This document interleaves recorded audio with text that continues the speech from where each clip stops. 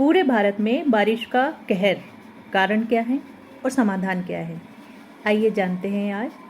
नमस्कार, मैं हूँ एडवोकेट माया मतकोरिया, आपका स्वागत करती हूँ। आज मैं बताती हूँ विस्तार से, मैंने इसके कुछ नोट्स बनाए हैं कि हम जिस तरह से देख रहे हैं जम्मू कश्मीर, गुजरात, आसाम में तो बहुत ज़्यादा बारिश ने कहर बरसाया है। कारण है, आप लोगों ने जैसे न्यूज़ में देखा, पेपर में जो न्यूज़ आई उसमें पढ़ा होगा, न्यूज़ में देखा होगा कि बादल फटे हैं अरुणाचल प्रदेश की तरफ से और मेघालय से। तो वहाँ जो ब्रह्मपुत्र नदी का जो बहाव है उसकी वजह से और भी जो छोटी छोटी नदियाँ हैं उनमें ब्रह्मपुत्र नदी में मिलती हैं, उसका इतना तेज़ बहाव था कि बहुत बाढ़ आ गई और बहुत सारे गांव बह गए। बहुत सारे यानी लगभग अगर कहें कि 600 गांव के लगभग बह गए, तो मेरे ख्याल से उससे ज़्यादा गांव होंगे जो आसाम में बहे हैं। और गुजरात की भी यही स्थिति है, गुजरात में भी बहुत बुरी स्थिति है।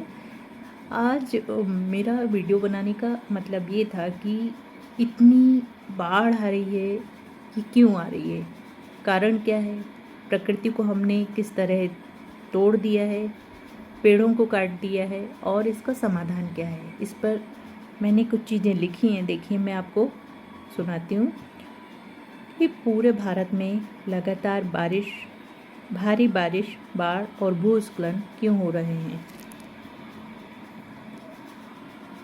क्या यह केवल प्राकृतिक आपदा है या इसमें मानवीय गतिविधियों की भी बड़ी भूमिका है। हाँ जी, और महत्वपूर्ण, भारत का संविधान और पर्यावरण क्या बोलता है। हाँ, ये मानवीय भूल का भी एक बड़ा कारण है कि भारत के कई राज्यों जैसे हिमाचल प्रदेश, उत्तराखंड, जम्मू कश्मीर, हरियाणा, पंजाब, राजस्थान के कुछ हिस्से, मध्य प्रदेश, उत्तर प्रदेश, बिहार, असम, सिक्किम, अरुणाचल प्रदेश, महाराष्ट्र, केरल और कर्नाटक, लगभग भारत के प्रत्येक राज्य में बारिश का कहर बरस रहा है। कहीं अत्यधिक बारिश, भारी बारिश, कहीं बाढ़, कहीं भूस्खलन, ये देखने मिल रहा है। इसका बहुत बड़ा कारण है, सबसे बड़ा कारण है कि जलवायु परिवर्तन। हम सब सुनते आ रहे हैं जलवायु परिवर्तन। वैज्ञानिकों के अनुसार पृथ्वी का तापमान बढ़ने से वातावरण में नमी बढ़ती है, जिससे कम समय में बहुत अधिक वर्षा होती है। इसे एक्सट्रीम रेनफॉल कहा जाता है। दूसरा कारण है अंधाधुंध वनों की कटाई। जब जंगल कम होते हैं तो मिट्टी अपनी पकड़ खो देती है, परिणाम स्वरूप पहाड़ों में भूस्खलन और मैदानों में बाढ़ का खतरा बढ़ जाता है। हमने बचपन में पढ़ा है कि जंगलों में बारिश होती है, पेड़ जो होते हैं उनकी जड़ों में बारिश का पानी रुकता है, जड़ें मिट्टी को पकड़ के रखती हैं, इसलिए जंगलों का होना बहुत ज़रूरी है। वो बाढ़ भी आने से रोकती हैं, बाढ़ आने से रोकती है, एक तो मुख्य बात ये होती है। लेकिन क्या है कि हम जैसे जैसे बड़े होते जा रहे हैं, हम प्रकृति से छेड़छाड़ कर रहे हैं, खिलवाड़ कर रहे हैं, उसका भुगतान मनुष्य को ही भोगना पड़ रहा है। हम ये दुर्गति होते अपनी आँखों से देख रहे हैं। तीसरा कारण है कि नदियों के प्राकृतिक प्रवाह में अवरोध। आप लोगों ने देखा होगा कि घाटों के थोड़ा सा ऊपर ही घर बना लिया, घाट बांध दिए यहाँ। अब नदी का बहाव जब फैलेगा तो गांव में पानी घुसेगा। नदी के किनारों पर अवैध निर्माण, अतिक्रमण और अवैध खनन से जल निकासी बाधित होती है। जब तेज बारिश होती है तो पानी शहरों और गांवों में भर जाता है। चौथा कारण है अनियोजित शहरीकरण। तालाबों और जलाशयों को पाट कर कॉलोनियाँ बना दी जाती हैं। वर्षा का पानी जमीन में सामने के बजाय सड़कों पर बहता है और कुछ ही घंटों में शहर जलमग्न हो जाते हैं। अब बात करते हैं कि कानून की। देखिए, भारत का संविधान पर्यावरण संरक्षण को केवल सरकार की जिम्मेदारी नहीं मानता, बल्कि नागरिकों का भी कर्तव्य बताता है। अनुच्छेद 48A बोल रहा है कि राज्य का दायित्व है कि वह पर्यावरण, वन और वन्य जीवों की रक्षा करे। अनुच्छेद 51A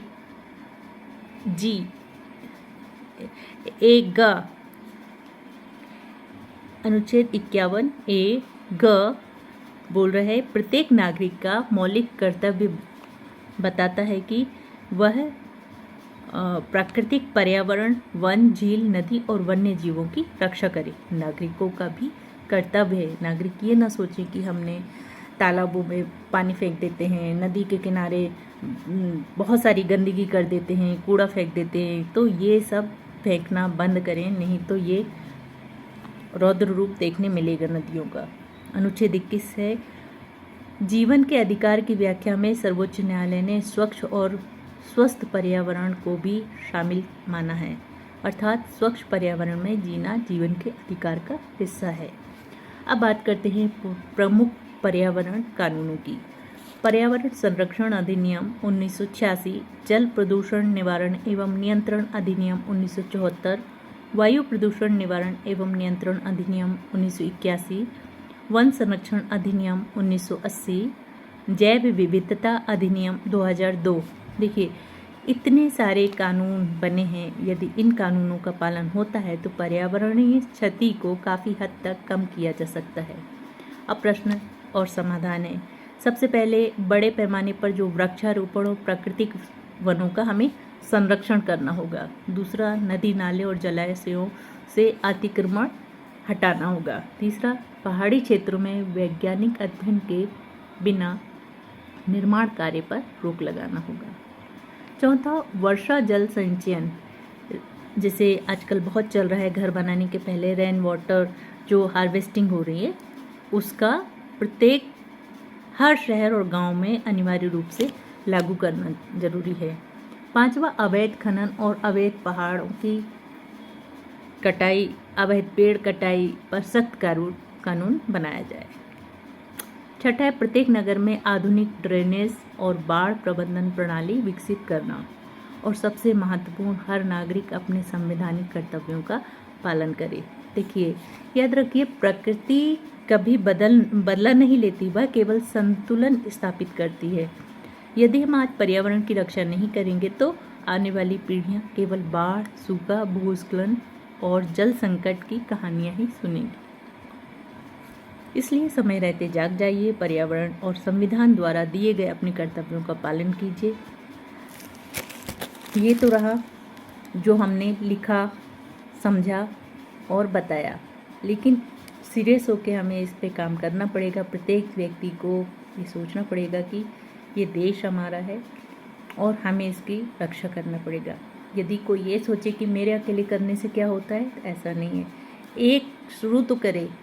आप एक व्यक्ति अगर शुरू करता है तो उसको देख के उसके बच्चे सीखते हैं, उसके आसपास के लोग सीखते हैं, समाज सीखता है, समाज में जागरूकता आती है, अवेयरनेस आती है। और उनकी, हम ये क्यों कर रहे हैं, हम नदियों की सुरक्षा क्यों कर रहे हैं, हम अपने तालाबों की सुरक्षा क्यों कर रहे हैं, हम अपने वनों की सुरक्षा क्यों कर रहे हैं, इसका क्यों का उन्हें प्रॉपर उत्तर मिलता है।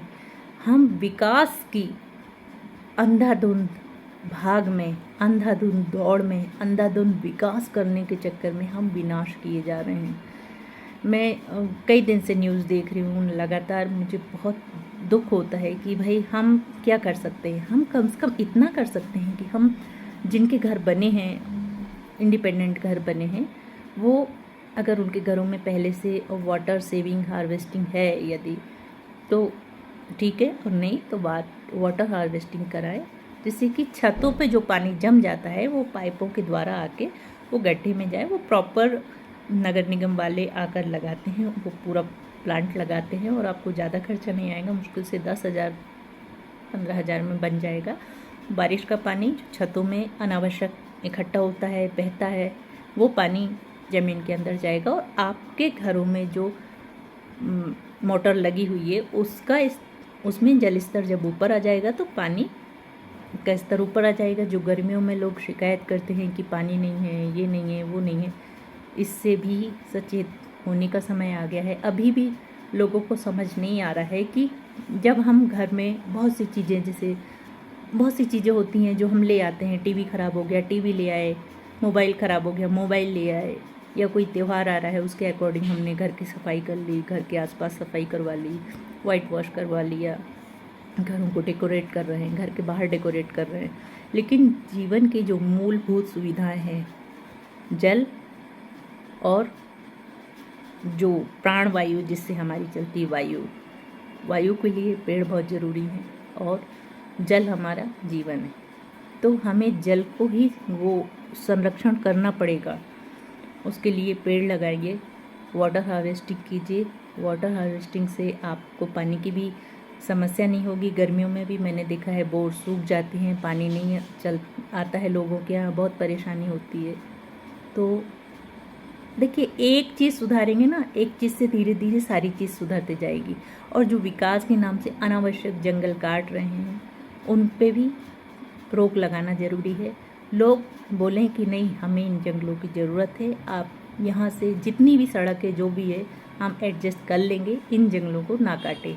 खासकर उत्तराखंड, आसाम, ये पहाड़ी एरिया है, हिमाचल, ये पहाड़ी एरिया हैं, यहाँ के जंगलों को काटेंगे तो वहाँ का पानी और पानी के साथ जो मिट्टी आती है वो पूरा जाम कर देती है पानी जो उसका रास्ते को, और फिर पानी अतिक्रमण की वजह से लोगों के पानी के जो बहाव का क्षेत्र में वहाँ घर बनाने से और एनक्रोचमेंट करने की वजह से पानी फिर बहाव की तरफ, उसका जो सीधा बहाव वहाँ नहीं बहता, फिर आड़ा तिरछा जाता है, गाँव की तरफ घुसता है, शहरों की तरफ घुसता है, बाढ़ लाता है। तो ये सारी विपत्तियां हम खुद से देख रहे हैं और अभी भी समय है, हमें सतर्क हो जाना चाहिए, संभल जाना चाहिए।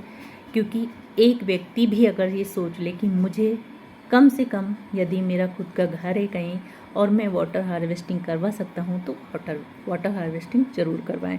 प्रत्येक व्यक्ति जिनके खुद के घर हैं, गांव हैं, या जो बिल्डिंगों में भी रहते हैं, तो बिल्डिंगों में भी जो एक सोसाइटी होती है, सोसाइटी की एक मीटिंग होती है, वहाँ ये तय करें कि भाई जो छत पे जो पानी इकट्ठा होता है उनको हम वाटर हार्वेस्टिंग से नीचे ग्राउंड फ्लोर पे वो बना दिया जाए, उसमें वो पानी इकट्ठा हो, जिससे कि जो बोर होती है उसमें पानी की कमी ना हो। तो अगर समस्या है तो समाधान भी हमारे हाथ में है, बस हमें लागू करना ज़रूरी है। लागू कौन करेगा? हमें स्वयं से शुरू करना पड़ेगा। तो मुझे बहुत तकलीफ़ हो रही है ये बताते हुए कि हमारे पूरे भारत में बारिश की वजह से पूरे आसाम में बहुत बुरी स्थिति है, और उन सबको देखते हुए हम उन तक तो नहीं पहुंच सकते, लेकिन प्रे कर सकते हैं कि ईश्वर उनकी रक्षा करे, उनका जीवन बचाए। और हमारे यहाँ भी जो लोग जिनके यहाँ ये बाढ़ नहीं है और जिनके यहाँ भी चीज़ें अभी नहीं हुई है, वो वहाँ तक राहत सामग्री पहुँचाए, कैसे भी करके, जैसे भी आप संस्थाओं से जुड़े, जिस तरह से भी आप जो सक्षम में पहुँचा सकते हैं, और अपने ही घर से शुरू कीजिए। पानी की बचत कीजिए, वनों की रक्षा कीजिए। अपने आप को सुरक्षित रखना है तो हमें प्रकृति की सुरक्षा करना होगा। अगर मेरी वीडियो अच्छी लगी हो तो प्लीज़ फॉलो कीजिए, लाइक कीजिए, कमेंट कीजिए, प्रश्न पूछिए। और आज के लिए इतना ही। धन्यवाद।